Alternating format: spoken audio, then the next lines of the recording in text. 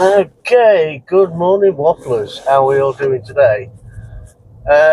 It's a beautiful, crisp Tuesday morning, and this morning I'm going to do something a little bit different, and I'm actually going to review my own car.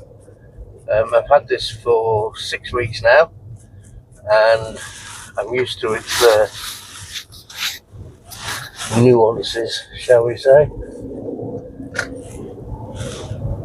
and used to driving it as opposed to my old car, which is a very different drive. So let's go through the boring stuff. So I'm in a Mercedes SLK 250 CDI from 2013.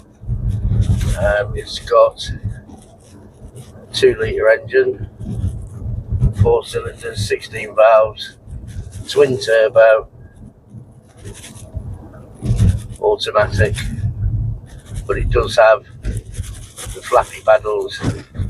So if you want to have a bit of fun, you can put it into sports mode and go on the flappy paddles.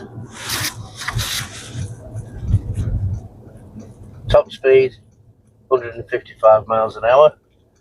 Now it states that I don't like that stop start technology. It states in the gubbins that it's 0 to 60 is 6 seconds, well 6.5 seconds, but I've actually done it in 5, so it's 0 to 60 is pretty quick. Its fuel consumption around town is about 46 miles to the gallon. On the motorway it's about 65 miles to the gallon, so combined it's about 56 miles to the gallon, which is pretty decent. So she's a rapid little thing, and she's a pleasurable enough drive. There are a couple of drawbacks, there are a couple of things which I wish could be better because of the type of car that it is. The suspension is a little stiff, so you do tend to feel the bumps in the road a lot more than I did, say, in my Mazda, which used to iron out the bumps quite well. This doesn't do that. It does feel a bit lumpy when you're going slow. It doesn't really come into its own until you get the speed up, but that's okay. Still pleasurable enough drive around town. It's not hard work to drive when you're going at sedate speeds.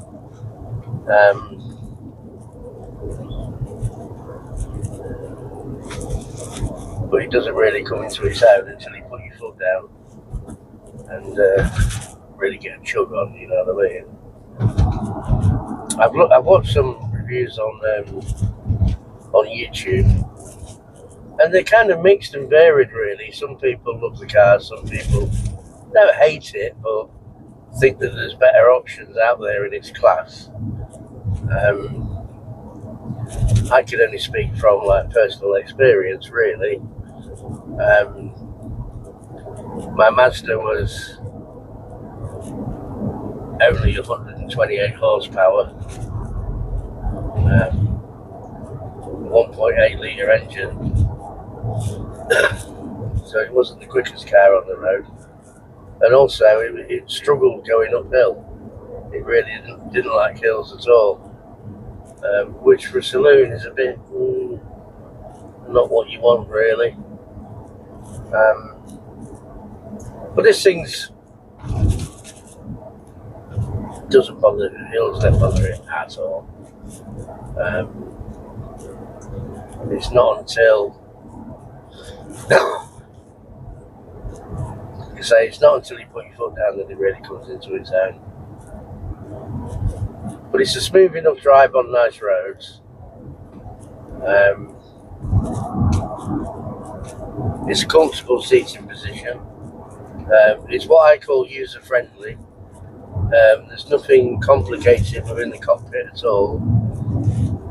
Everything's pretty straightforward and to hand. There's no sort of like fiddling around to find this or find that. It's all there for you.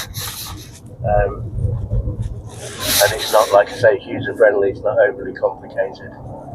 The cruise control works very well and it's decent. Does what it needs to do.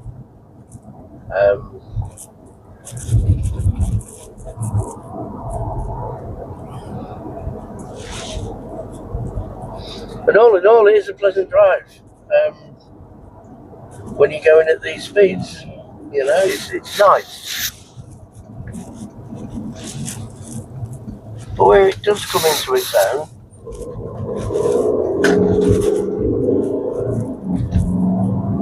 is when you can do that. That's when things change.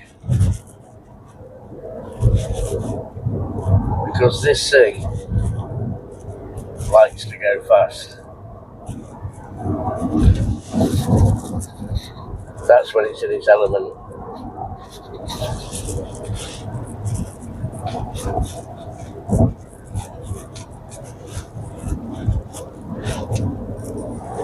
When you're going around the bends, it holds the corners really well. There's a little bit of roll, but not too much. You wouldn't say it's completely flat through corners. It's not like a super car, but it handles the road fairly well. Steering wheel is responsive, although there are some critics of it. But I actually quite like it. I think it's quite responsive. I can get a sense of what the tyres are doing through the steering wheel, which is what you want, really.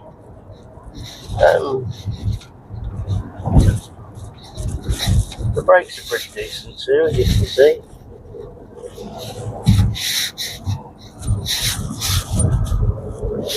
And it just powers out of bends quite nicely.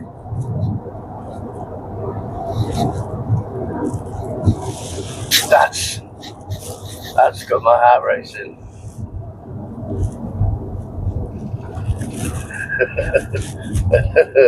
It makes me laugh. You know, and what more can you want, really? What more can you want? You know, if your car puts a smile on your face, then obviously it's doing something right. You know, this car is in obsidian black, so she is kind of a bit gorgeous to look at, really. Bit of a head turner.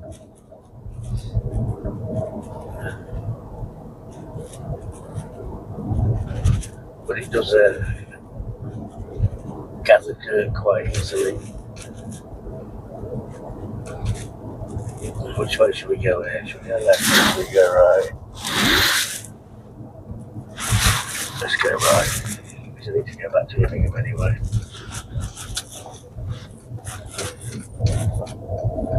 Hopefully there's not too much here.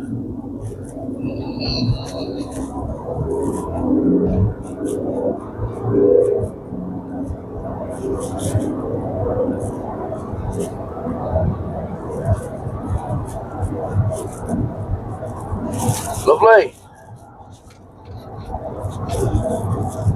Like I say, pretty rapid.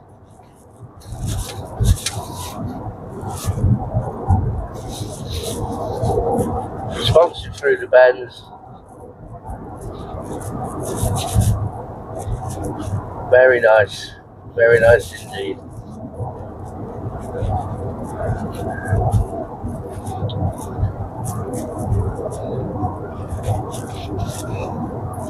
Now, I'm not going to say how much I paid for this, but if you have a look online or if you have a look on Auto Trader, the 2013 model in pretty good nick. It had done 67,000 miles when I bought it. You'll get an idea of how much I paid.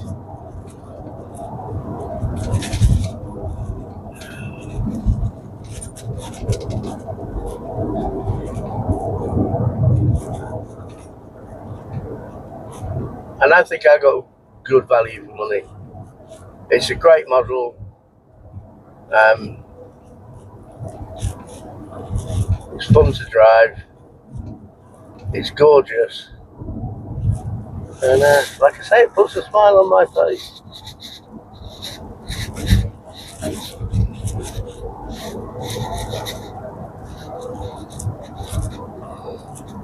And I'm happy with it. I'm really happy with it. I think I made a good choice. I made a good buy. All my mates that have been in it have said, yeah, guys, you've done all right there.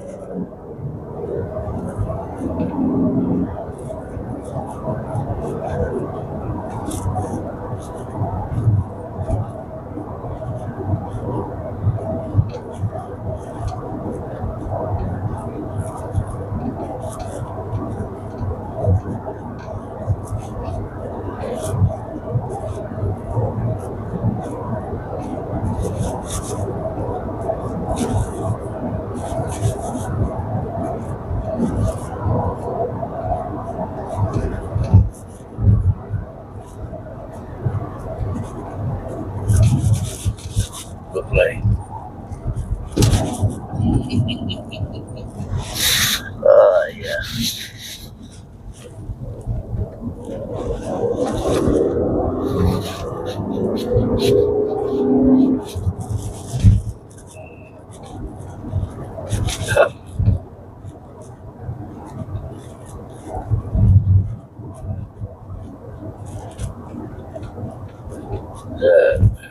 And that brings us back to Abram.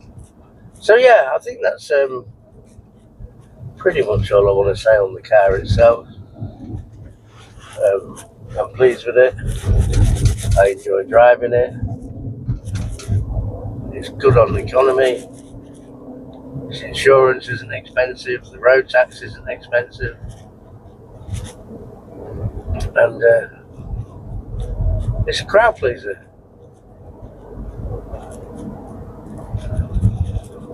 So my advice would be, you know, if you want a nice sports car that's not too expensive, that's good on economy, cheap to run, reliable engine, then you can't go wrong with an SLK. You really can't. And it's the AMG engine as well. And it's got the AMG alloy wheels, which is nice. I do hope this learner driver's going straight on.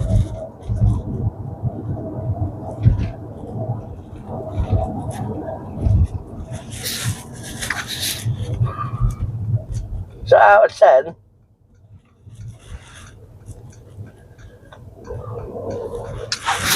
I would give this car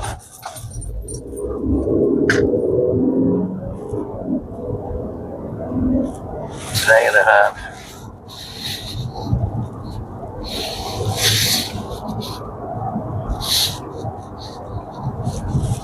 I really would. Just for how it makes you feel when you're driving it. Just that smile factor.